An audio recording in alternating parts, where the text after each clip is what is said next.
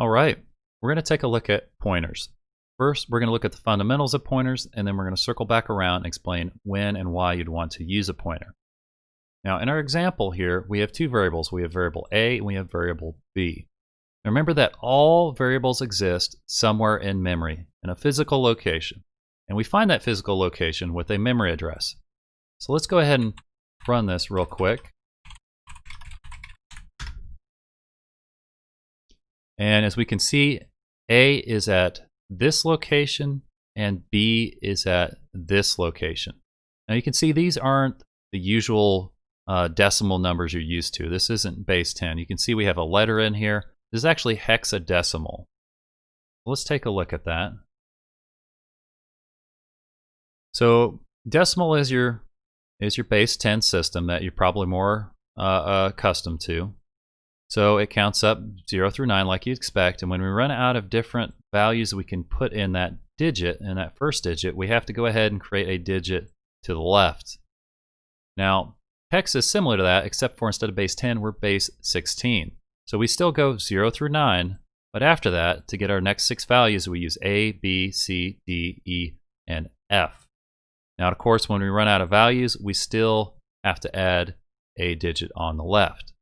Now, as you can see, it didn't take us very long to when we needed the second digit here, and it took us a little bit longer here. So hexadecimal is great in that it's going to have much shorter numbers for us, and we won't have to have these really, really long numbers since there are many, many, many memory addresses.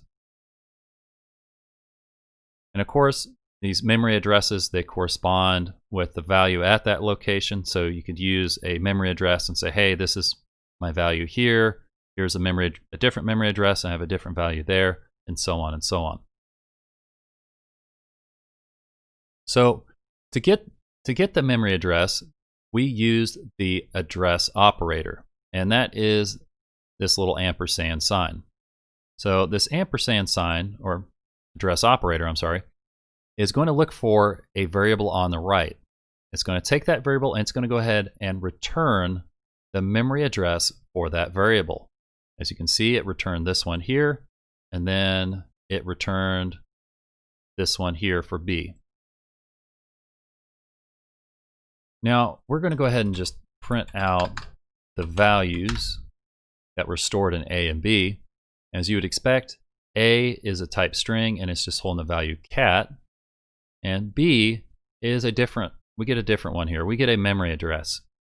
Now, we used the address operator to save it into B, but this is not the same variable type as this. This is a pointer variable type. So this is a pointer of type string. This means it will take a memory address that points to a value, to a memory address that holds a value of type string. So let's go ahead and take a look at the dereference operator.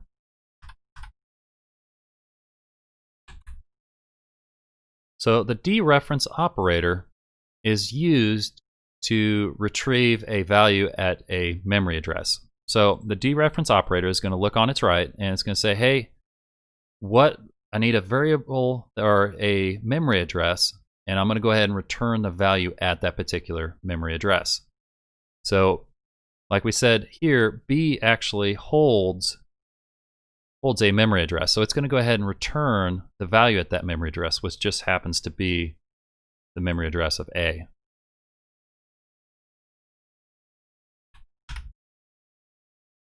There we go.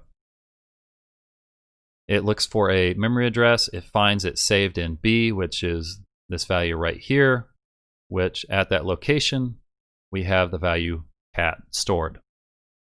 Now, with the dereference operator, it's expecting a memory address.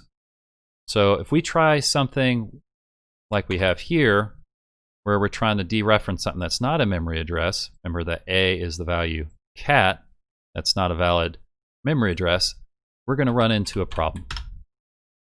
There we go.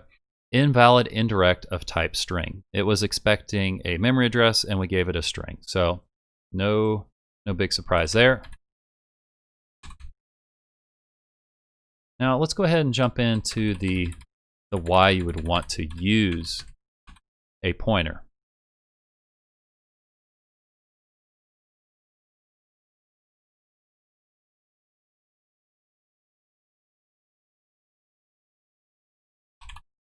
Now let's just run that.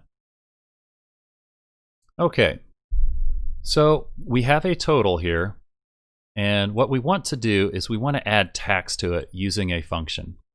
And we're just adding 10% to the value of the total.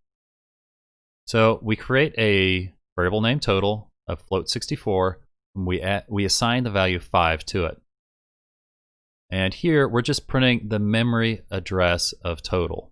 We're just using the address operator to do that.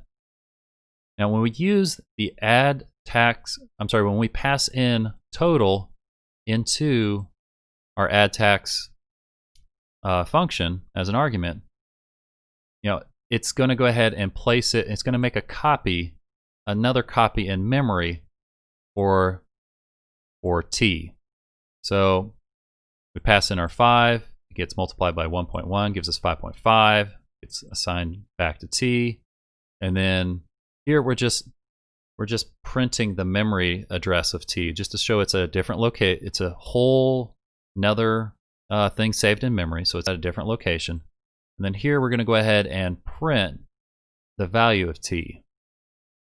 And basically what this is doing here, we're using the printf. We're passing, as you can see, our percentage sign says, hey, this is our verb, which is f. And we put this 0.2 in here just to say, hey, I only want to see 2 decimal places, because you don't cut cents any further down than a single cent. So anyway, as we're running through this, we went ahead and print our first memory address, which was that of total, which is this one. And then we get down here, we pass in total, we do some math, we print off the memory address of t. And as you can see, this is a whole nother memory address. So we went ahead and made a copy of it when it wasn't completely necessary. And then when we get down to here, here's one of the issues that we run into. We're printing the total. We're printing total from inside of our main function. As you can see, we are still at $5. So it changed the value of t at that memory address, but it didn't actually change the value of total. So that's why we would want to use a pointer. This is called passing by copy. So there's good uses for it. Say if you wanted at a class of students and you wanted them to modify a picture of something in, say, Photoshop, well, yeah, you'd want to pass them a copy because you'd want to reuse the original for other classes. But in this situation, we actually want to change. We want to change total. So we could actually get around this by just returning a value.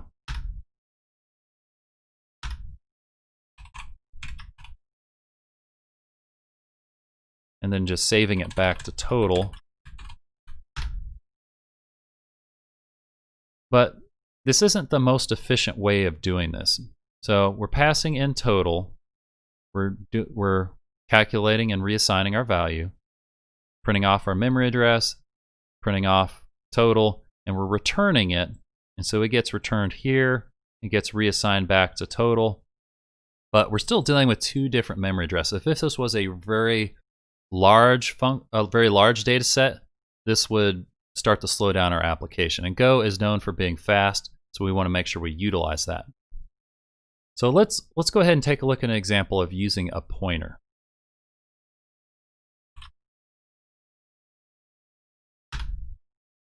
Now let's run that.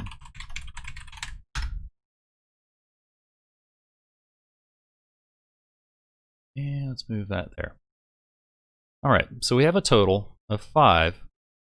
And so this one, we have the same goal. We want to go ahead and use a function to change our value here. So we assign the value 5. We print our memory address, which is here.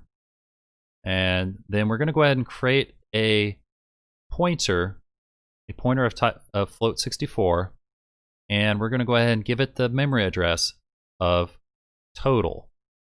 So we save that in, or assign that to P, and then we print off the memory address which P is pointing to. What value is it holding?